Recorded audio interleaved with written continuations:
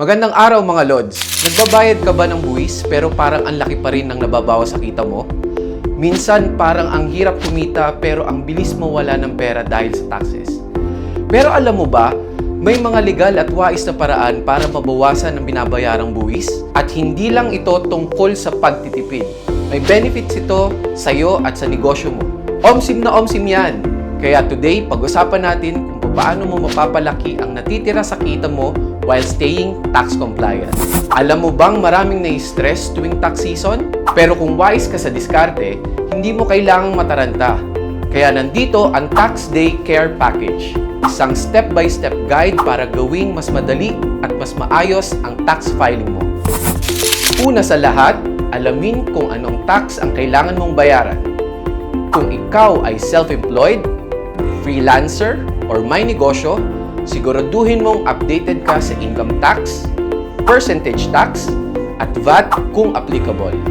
Kung empleyado ka naman, check mo ang withholding tax mo. Baka may mga deductions kang hindi mo alam. Pangalawa, gamitin ang tamang forms at i-schedule ang deadlines mo. Dito marami nagkakamali. May mga specific na BIR forms para sa iba't ibang klase ng taxpayers. Halimbawa, 1701 para sa self-employed, 2551Q para sa percentage tax, at 2316 naman para sa empleyado. I-check din ang deadlines para iwas penalty. Pangatlo, i-maximize ang allowable deductions. Alam mo ba na ang gastusin mo sa negosyo, renta, supplies, at transportasyon ay pwedeng ibawas sa taxable income? Mas maliit ang taxable income, mas maliit ang buwis na babayaran. At syempre, iwasan ng last-minute filing. Gamitin ang e-services ng BIR tulad ng EFPS at eBIR forms para makapag-file at makabayad online. Mas mabilis, mas convenient, at iwas abala. Kaya kung gusto mong gawing simple at hassle-free ang tax filing mo, gamitin ang Tax Day Care Package.